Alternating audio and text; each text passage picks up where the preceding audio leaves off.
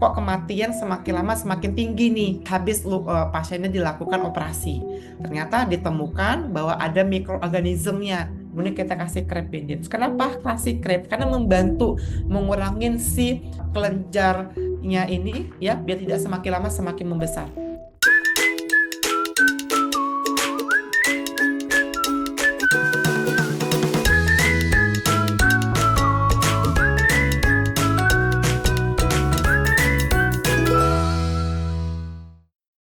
Oke, jadi hari ini kita akan bahas topik di Medcovazin Academy tentang luka infeksi. Nah, ini sebenarnya hal yang udah bolak-balik didiskusikan ya di Medcovazin Academy, di grup WhatsApp gitu ya. Tapi hari ini kita coba review ulang lagi gimana sih secara teori, secara evidence based penanganan luka infeksi itu seperti apa gitu ya, sesuai dengan rekomendasi internasional yang sehingga kita bisa aplikasiin di tempat praktek Bapak Ibu, baik di praktek mandiri keperawatan, klinik, puskesmas, ataupun di tempat Bapak Ibu mungkin di rumah sakit gitu ya. Karena biasanya ini agak sedikit kompleks nih dalam penanganan luka infeksi. Nah, siapa nih yang masih belum kenal sama Nurse Khairul Bahri? Nggak mungkin ya, nggak ada yang kenal, nggak ada yang nggak kenal ya. Pasti udah kenal semua sama Nurse Khairul. Beliau adalah ET nurse, jadi pengalaman beliau di bidang perawatan luka itu sudah bertahun-tahun, bahkan udah sampai puluhan tahun. Jadi pengalaman beliau sangat banyak ya. Jadi Bapak Ibu hari ini bisa dapat kesempatan untuk diskusi secara interaktif ya. Jadi kalau misalnya nanti selama proses diskusi ini Bapak Ibu ada punya pertanyaan atau mungkin ada hal yang kurang clear, nanti silahkan bisa tulis aja di kolom chat pertanyaan tersebut atau nanti di akhir sesi boleh raise hand dan tanya langsung ke Nurse Khairul Bahri itu. Apalagi kalau misalnya Bapak Ibu semuanya ada kasus yang sekarang lagi agak susah atau sulit gitu ya disembuhkan gitu ya. Khususnya adalah kasus luka. Oke, saya mau langsung sapa aja nih. Ada Nurse Khairul. Assalamualaikum Nurse Khairul. Waalaikumsalam, Mbak Evi, apa kabar? Salam sehat, Nurse Khairul apa kabar? Alhamdulillah, sehat juga. Alhamdulillah. Nah ini ya sekali lagi, jadi ini adalah kesempatan yang berharga sekali buat Bapak Ibu semuanya. Mungkin selama ini kita diskusinya hanya lewat grup WhatsApp aja, nggak bisa secara tektokan langsung gitu ya sama Nurse Khairul. Ini adalah waktu yang harus dimanfaatkan kurang lebih selama 30 sampai 40 menit ke depan kita akan diskusi secara interaktif dengan Nurse Khairul. Jadi langsung aja nih Nurse Khairul tanpa panjang lebar dari saya, biar nanti diskusinya panjang, saya persilakan ke Nurse Khairul. Terima kasih banyak, Mbak Evi. Assalamualaikum warahmatullahi wabarakatuh. Selamat siang, Bapak dan Ibu semuanya. Ketemu lagi sama saya. Ya, nggak bosan-bosannya ya, Bapak dan Ibu ya. Nah, semoga hari ini topik yang kita bahas tentang wound infection ini menjadi salah satu apa namanya ilmu baru yang bisa Bapak Ibu aplikasikan ya. Karena kalau misal kita ngomong masalah wound infeksi, sebenarnya eh, sering ya Bapak dan Ibu ya terjadi ya, bener nggak? Pada luka pasti akan terjadi infeksi gitu ya. Dan gimana sih penanganannya gitu. Nah, kadang-kadang sebagai praktisi luka, dia agak bingung gitu ya, apalagi kalau misalnya masih baru-baru gitu ya. Nah, hari ini saya akan sampaikan tentang penanganan wound infeksi dengan menggunakan 3M approach ya, atau dengan 3M ya. 3M di sini bukan kalau misalnya kita di malaria ya, Bapak dan Ibu ya, ya bukan menguras ya, menutup ya, bukan, tapi 3M ini adalah bagaimana Bapak Ibu memfasilitasi perawatan lukanya, dimulai dari luka itu wajib dicuci ya, tanpa keterkecuali. Karena apa? Dengan cara mencuci ya, dengan guna hygiene ternyata mengurangi nih kejadian infeksi ya, kolonisasi infeksi ya pada luka. Kemudian yang kedua adalah M-nya adalah mengangkat jaringan mati atau kita lakukan namanya debris demang gitu ya, atau kita fasilitasi untuk jaringannya biar lunak. Jadi saat kita angkat lebih gampang dengan cara otolitik debridement misalnya. Dan yang terakhir ada memilih dressing. Nah, dressing ini karena pasien dengan infeksi berarti butuh ya dressing yang lebih advance gitu ya. Jadi nggak bisa lagi nih kalau misalnya luka infeksi menggunakan misalnya apa tule atau cuma menggunakan balutan lainnya seperti gus ya, itu tidak bisa. Jadi harus lebih advance untuk penggunaan biar mencegah terjadinya luka infeksi. Kenapa bisa terjadi luka infeksi gitu ya? Nah, ternyata luka infeksi itu adanya bioburden ya atau kumpulan bakteri atau kolonisasi atau pertumbuhan bakteri yang secara signifikan mempengaruhi si manusianya. Nah, kalau sudah terjadi apa namanya kumpulan bakteri ini ya, kumpulan bakteri ini kalau sudah saling berkumpul ya atau berkolonisasi akan membuat ikatan yang dikenal dengan nama ikatan IPS atau extra polymeric substance ya. Ini yang merupakan ikatan atau lapisan yang melindungi bioburden atau mikroorganisme dari jangkauan keseluruhan. Artinya apa? Dia dapat terselaput terlindungin. Jadi dia lindungin dari apa? Dari antibiotik, antibakteri, ya. Jadi PS ini terjadi, ya, terbentuk. Nah, kapan harus kita lakukan untuk menghilangkan si bioburden ini, ya? Otomatis harus dihancurkan terlebih dahulu nih, Bapak, Bapak dan Ibu, dari ikatan IPS ini, ya. Semakin kuat ikatan IPS, semakin maturlah si bioburdennya akan menyebabkan reaksi-reaksi tambahan ya pada si manusianya itu sendiri. Dan ikatan IPS ini dikenal juga dengan nama biofilm ya. Jadi biofilm ini kalau misal semua bakteri gitu ya saling apa berdekatan ya berkoloni membuat ikatan IPS ini. Kalau sudah matur dikenal dengan nama biofilm. Yang seperti kalau misal Bapak dan Ibu ngelihat mungkin ya pada dasar lukanya kalau sudah warna merah pasti muncul lapisan tebal di atasnya.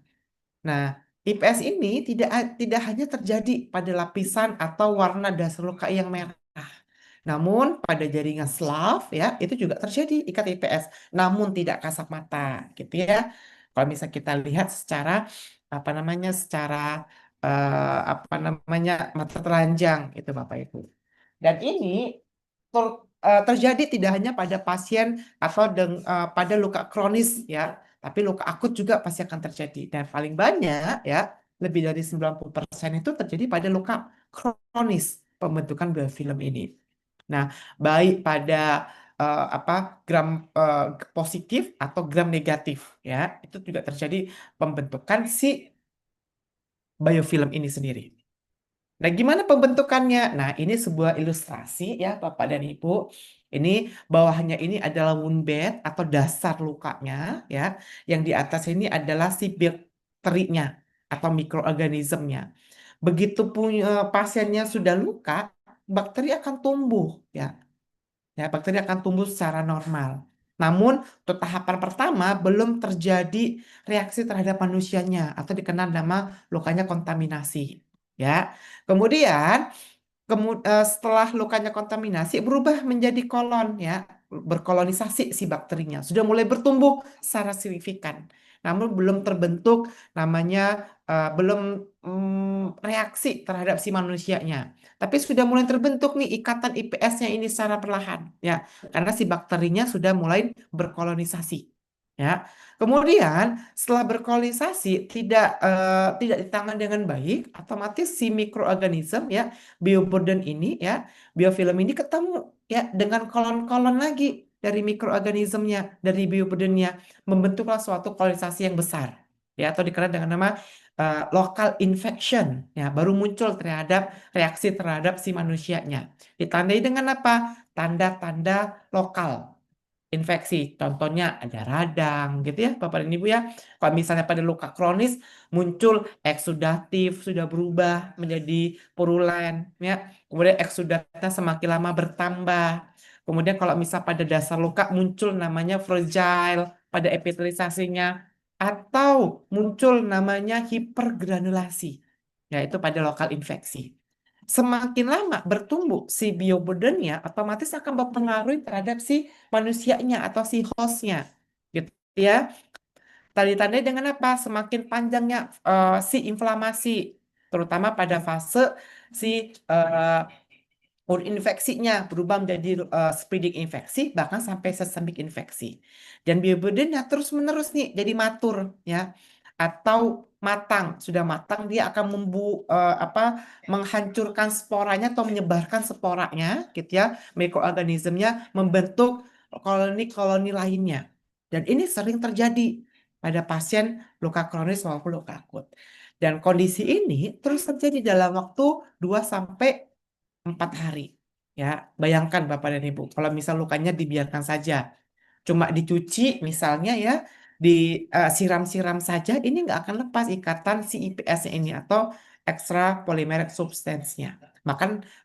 Malah semakin bertambah si biofilmnya itu sendiri. Nah, salah satunya ya untuk menghancurkan ikatan IPS ini adalah menggunakan salah satunya cairan pencuci luka yang baik. Ya, nah, di cara pencuci luka ya, kita buat satu dari Mycophalgin algoritma yang memudahkan para praktisi luka ya dalam melakukan perawatan ya. Terutama kalau misalnya memilih balutannya atau dressingnya ya sesuai dengan warna dasar luka dan sesuai dengan eksudatnya. Dan algoritma 3M ini ternyata pas waktu kita spreading ternyata lebih gampang dipahami dalam memilih dressing ya. Dan ini ada beberapa kondisi ya, ada nekrosis, ada SLAF, granulasi, epitelasi dan infeksi. Semua kondisi luka, semua dasar luka otomatis berbeda cara penggunaannya, cara memilih dressingnya, baik dressing primer maupun sekunder. Makanya ini kita buat ya algoritma ini untuk memudahkan para praktisi ya untuk merawat si lukanya dengan akronim 3M ini. Ya. Nah, kenapa harus dicuci gitu ya? Ternyata ya cuci luka itu sudah dikenal sejak zaman Mesir dan Yunani ya. Kalau dulu nyuci lukanya menggunakan resin, ya minyak sayur, rempah-rempah yang dianggap ini dapat menghambat pertumbuhan bakteri. Ya, kalau dulu di peradaban Mesir juga ya itu menggunakan resin yang dipercaya untuk bakterinya semakin lama tidak bertumbuh karena apa prosesnya untuk dilakukan mumifikasi, dibuat mumi. Makanya kalau misal kita ngelihat sekarang ya mumi-mumi ya kondisinya tuh nggak busuk nggak hancur karena apa dikasih ini ya cairan-cairan ini berfungsi sebagai pengawet juga dan mengurangi pembentukan si mikroorganisme. Kemudian digunakan juga minyak dan rempah ya dipercayai untuk melindungi atau terjadi pembusukan itu tidak terjadi gitu ya. Kemudian ternyata juga ada sifat antimikrobanya dalam tersebut ya. Makanya si muminya tidak hancur. Eh, Pertambahan zaman di Yunani Hippocrates ya pada tahun 1460 sebelum Masehi sampai 377 ya itu menggunakan bahan alami ya untuk mencuci luka. Salah satunya anggur, minyak, cuka ya. Kemudian ada beberapa lagi ya selain itu gunanya apa? Salah satunya untuk menghambat pertumbuhan mikroorganisme sebagai antibakteri, kemudian sebagai pembersihan luka dan antiseptik, ya. Kemudian mencegah infeksi. Kenapa pertumbuhan mikroorganisme atau bioburden pada si lukanya, ya.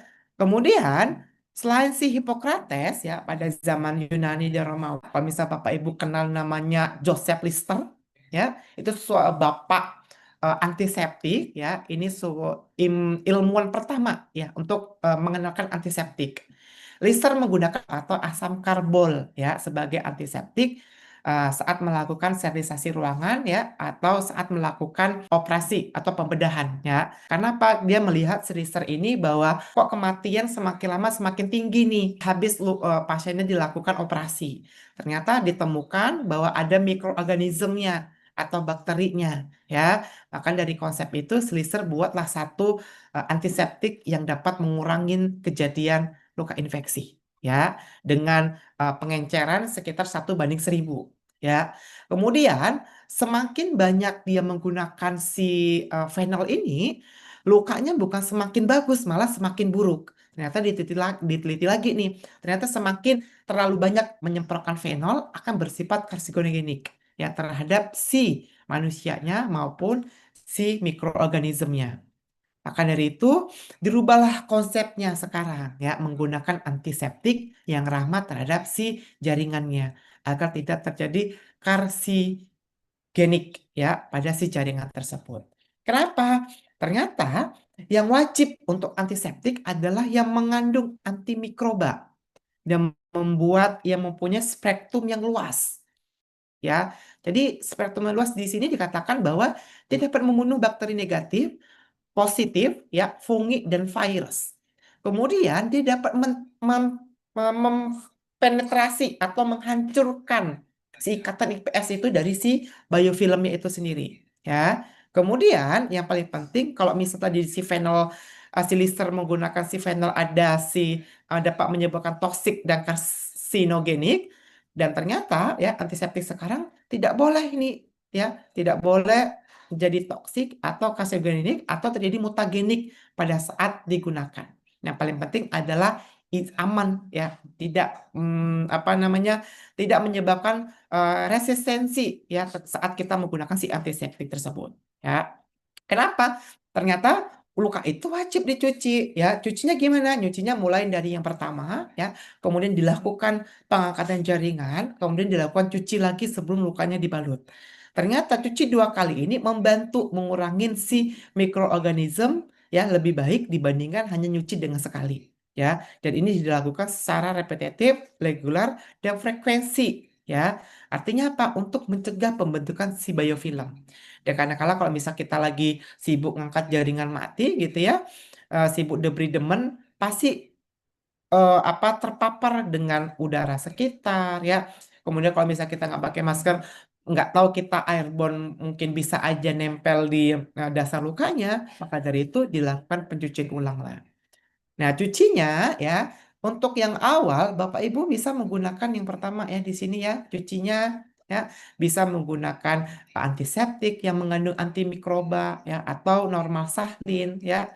Tujuan apa? Tujuannya untuk itu membersihkan dari sisa dressing ya, sisa-sisa dari apa nama jaringan mati yang menempel misalnya ya, untuk agar si kondisi dasar lukanya hila apa bersih. Kemudian baru dilakukan debridement, baru dicuci lagi. Nah, cuci lagi yang di sini yaitu bisa menggunakan salah satunya si gentle antiseptik ya. Nah, kenapa harus gentle? Nah, ternyata di si Metcovazin ya, produk Metcovazin punya nih antiseptik yang aman yang digunakan ya, yang berbahan alami untuk mengurangi terjadinya infeksi.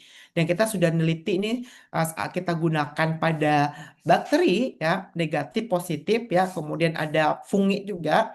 Jika dicuci terpapar lebih dari 5 menit, bakterinya ini akan mati 99,9%. Artinya ini aman digunakan karena bentuknya antiseptik yang ramah terhadap si jaringan, tidak seperti fenol tadi. Ya, sesuai dengan si konsensus menggunakan antiseptik.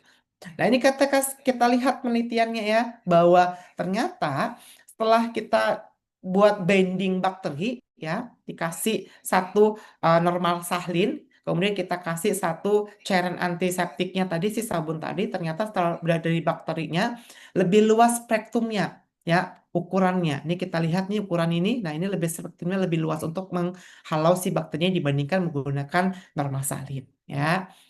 Nah, ini cucinya seperti apa? Cucinya seperti Bapak Ibu seperti mandi, ya. Cuci jadi sekitar lukanya, gitu ya.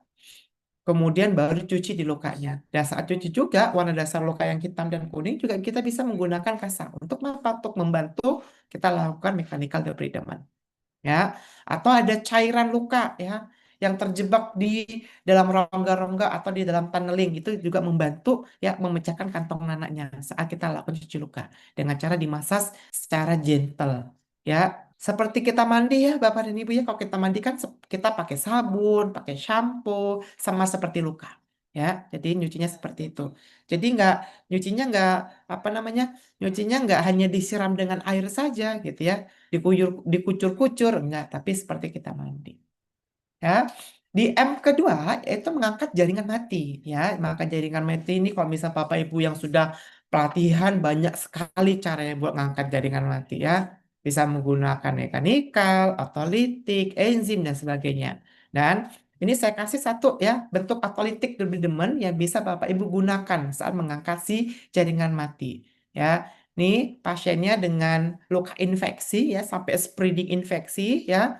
Kemudian kita berikan topical terapi yang mengandung silver, kita pakai microfazin silver. Ternyata selama 2 minggu ya, 2 kali pertemuan si reduce si inflamasinya, dasar lukanya sudah terjadi fasilitasi untuk wound bed preparasi. Ya, kenapa harus silver sebentuk krim? Karena yang pertama justifikasinya, kalau misalnya dia menggunakan krim akan mensupport kondisinya tetap lembab. Ya, kalau misalnya lingkungannya kondisinya lembab, otomatis si zinc cream ini dari mecofazin akan membantu ya mendistrup si jaringan lebih cepat ya karena mensupport si autolitik lebih demen ya. Kemudian merangsang si enzim dari tubuh proteolitik untuk mengeluarkan enzimnya lebih banyak lagi ya untuk menghancurkan jaringan mati. Kemudian karena mengandung silver ada sifat antimikrobanya ya terutama untuk sebagai agen bakterisida dan efektif melawan si penyebab si infeksi pada lukanya. Terutama tadi tuh Bapak dan Ibu ya, gram negatif ya, gram positif ya, itu dapat dihalau dengan si silver sebagai antimikroba. Kemudian karena kandungan si zincnya ya akan menstimulasi penyembuhan. Ya, kenapa? Ada combine dengan zinc dengan si nanosilvernya membantu meningkatkan angiogenesis dan proliferasi sel ya kemudian akan mempercepat proses epitasi dan granulasi kalau misalnya dipakai ya jadi itu aman digunakan. Kenapa? Ya, karena salah satunya di balutan ya, di M ketiga yaitu kita memilih balutan ya. Kita tahu pada luka infeksi butuh namanya antimikroba. Dan antimikroba banyak sekali jenisnya. Ada disinfektan, antibiotik, antifungal, antiseptik, antivirus, antiparasit. Itu sebuah payung besar dari antimikroba.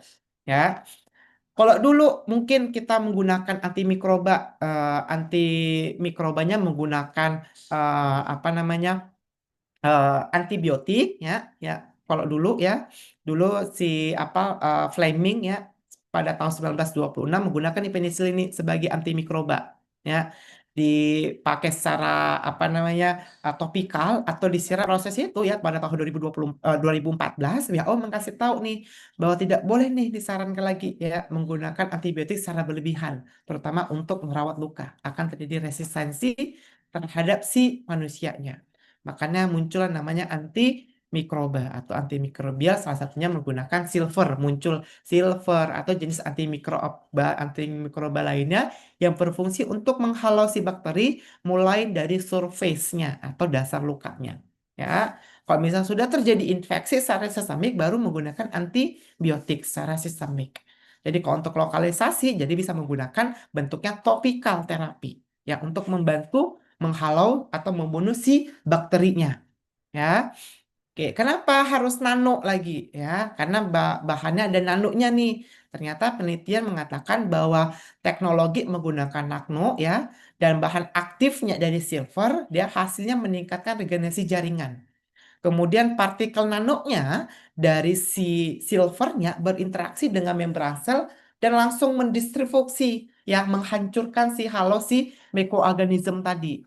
Ya, jadi kalau misal tadi kita sudah cuci menggunakan antiseptik, IPS ini hancur, ya si nano silver ini dari silver mecofazin silver akan langsung ke dasar lukanya. Jadi langsung dihancurkan si bioburdennya. Ya, jadi lebih cepat untuk menghancurkan dan menghalau si infeksi tersebut. Ya. Kemudian penelitian lain mengatakan bahwa nanosilver ya akan menembus ke dalam bakteri dan menyebabkan fragmentasi DNA sehingga bakteri tidak dapat berkembang biak karena hancur langsung ke inti sel kalau kita menggunakan bentuknya antimikroba jenisnya silver.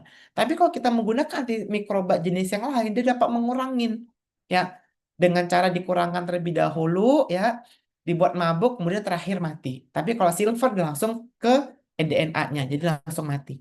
Kemudian Desi menggunakan nano silver dan citosan terbukti membantu penyembuhan ulkus kaki diabetikum.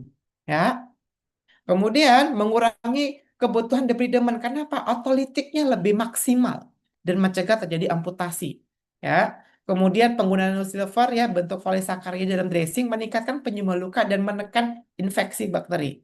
Ya, nano silver juga ya selain luka akut ya luka kronis luka akut luka bakar juga mencegah ya terinfeksi dari Pseudomonas mengurangi inflamasi dan mempercepat epiteliasi. Jadi sekarang sudah main Bapak dan Ibu, tidak lagi menggunakan antibiotik sebagai topikal karena sudah menyebabkan resistensi dan antimicrobial worship juga menyampaikan bahwa tidak disarankan lagi. Jadi disarankan apa? Disarankan adalah menggunakan antibakteri jenisnya silver yang untuk mengurangi atau membantu ya kejadian si infeksi biar tidak tambah parah. Nah, ini kondisinya ya. Kalau misal kita ngelihat ini pasiennya yang tadi ya dengan lokal infeksi sudah menyebar malah ke spreading ya. Kalau misal kita ngelihat karena apa? Lebih luas ya si eritemanya. Ya, kemudian kita kasih secara topikal ya. Jadi kalau misal topikal yang kita kasih silvernya jangan sedikit-sedikit Bapak dan Ibu karena kita mencegah infeksi. Kalau misal Bapak Ibu kasih tipis-tipis otomatis infeksi inflamasi tidak semakin berkurang malah semakin bertambah. Ya, jadi minimal pemakaian 2 mili. Kemudian boleh di atas menggunakan balutan sekundernya, bisa menggunakan kasar, ya, kemudian ortopedikur, kemudian kita kasih crepe bandage. Kenapa kasih crepe? Karena membantu mengurangi si kelenjarnya ini, ya, biar tidak semakin lama semakin membesar, membantu mengkompresi, ya, agar infeksinya berkurang. Kemudian ini lihat prosesnya Bapak dan Ibu. Di kunjungan pertama ya, kunjungan ketiga sudah mulai turun ya. Si inflamasi yang memanjang tadi ini ya sudah mulai turun, kemudian sudah terjadi ya kunjungan ketiga nih yang tadi masih slav ya sudah terjadi otolitik debridement. Ya, sudah hancur semuanya. Kemudian dipakai lagi ternyata yang ini nih yang merah merah ini ternyata sudah si kematian jaringannya. Ya, karena tadi kita lakukan otolitik. Nah, enak otolitik seperti itu Bapak Ibu. Dia akan terpisahkan sendiri antara jaringan yang sehat dengan jaringan yang tidak sehat. Ya, semakin lama semakin turun ya si inflamasinya dari spreadingnya ya, lukanya juga semakin bagus ya, migrasi dan terakhir lukanya menutup. Ya, itu saja mungkin dari saya Bapak dan Ibu untuk eh, bagaimana sih penggunaan ya mekanisme kita menggunakan 3M approach yang dari sini nih. Mulai bagaimana mencuci luka, pemilihannya ya cairan pencuci luka, kemudian membantu mengangkat jaringan mati, kemudian memilih dressing sesuai dengan si dasar lukanya. Karena kita ngomong infeksi, berarti Bapak Ibu carilah pilih antimikrobal yang langsung sel targetnya menghancurkan DNA-nya pada si bioburden itu sendiri. Itu saja, saya kembalikan lagi ke Mbak Evi. Oke, terima kasih banyak Nurse Khairul buat pembahasannya. Oke, nah itu sebenarnya 3M itu bukan hal yang awam lagi ya Nurse Khairul ya, tapi itu adalah salah satu hal yang bisa jadi prinsip nih buat Bapak Ibu semuanya ketika melakukan perawatan luka. Kalau secara advance-nya gitu, kalau yang udah pernah ikut pelatihan, itu biasanya disebut dengan time management ya, ada TIME ya, nah itu in English ya. Tapi kalau dalam bahasa Indonesianya yang bisa diaplikasikan secara mudah, nah Bapak Ibu bisa pakai yang namanya 3M tadi ya. Semoga tadi Bapak Ibu semua udah screenshot yang 3M tadi ya, supaya itu bisa diaplikasiin, boleh diaplikasiin di rumah, di tempat praktek, di klinik, di puskesmas, di rumah sakit, itu benar-benar applicable banget untuk di semua kondisi gitu ya. Nah ini ada satu pertanyaan Mas Khairul dari Ibu Halijah. Untuk perawatan tendon yang mulai menghitam dan kering, gimana? Apakah cukup hanya pakai Metcovagin Silver? Oke, saya jawab ya Mbak Evi. Jadi kalau misalnya oh, warna tendonnya sudah menghitam dan kering, artinya kan tendonnya sudah rusak nih buah dija. Mau nggak mau kita harus lakukan pengangkatan dengan cara mekanikal kah ya, itu bisa digunakan. Tapi kalau misal masih keras sekali, Bu Adija bisa lakukan namanya otolisis terlebih dahulu. Bisa menggunakan silver. Untuk apa? Untuk membantu si tendonnya ini lebih lunak. Kemudian saat 3 hari selanjutnya, Bu Hadijah bisa gampang untuk melakukan mechanical debridement. Ya, itu bisa digunakan, bisa menggunakan si Mecofagin silver ini sendiri. Gitu, Bu. Jadi aman, Bu, digunakan.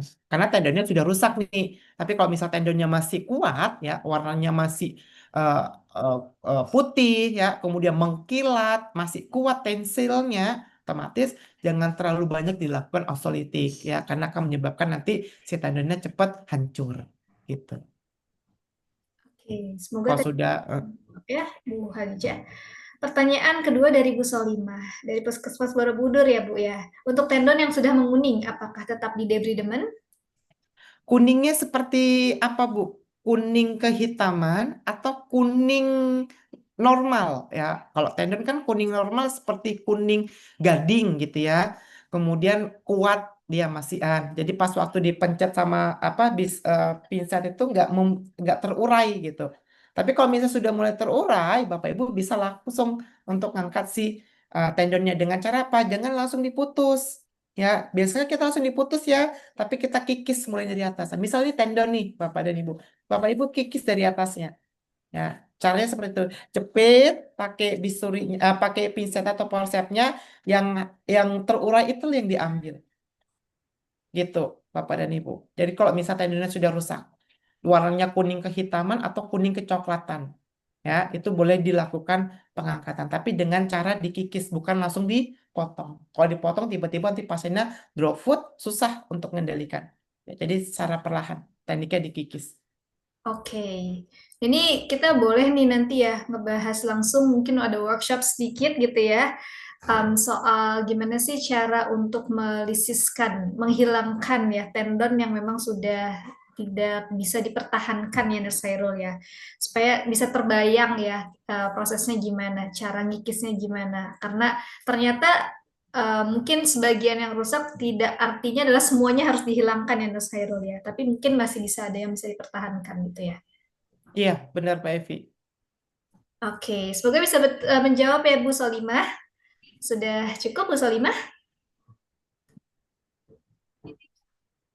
Oke, Bapak Ibu semuanya masih ada pertanyaan kah terkait dengan kasus hari ini? Materi bisa di-download di mana Kak? Kalau yang ikut dengan SME yang ada SKP-nya itu langsung download di LMS. Tapi kalau untuk yang tidak ikut dengan SKP yang bersama dengan solusi medical event itu materinya tidak bisa kita share Bapak Ibu. Tapi nanti materinya akan masuk ke dalam YouTube-nya Medcovazin Official. Gitu. Jadi kalau misalnya mau review ulang lagi terhadap materi-materi yang di Medcovazin Academy, baik yang hari ini ataupun mungkin yang minggu-minggu sebelumnya, itu bisa langsung akses di YouTube-nya Medcovazin, di Medcovazin Official. Tuh ada semua lengkapnya. Tinggal cari playlistnya adalah bahas kasus. Gitu. Oke, Bapak Ibu semua masih ada pertanyaan untuk Nurse Hairul sebelum sesuai dengan tadi yang mau ada pengumuman spektakuler ya dari Nurse Kana Fajar.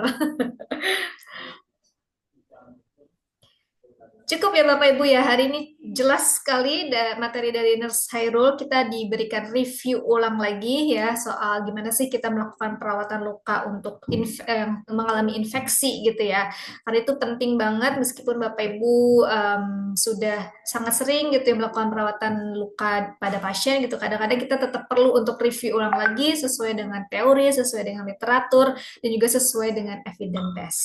Hatur nuhun, terima kasih banyak Nurse Khairul Bahri sudah menemani hari ini. Semoga sehat selalu. Nanti kita bisa ketemu lagi di grup WhatsApp dan juga kita minggu depan masih ketemu dengan Nurse Khairul.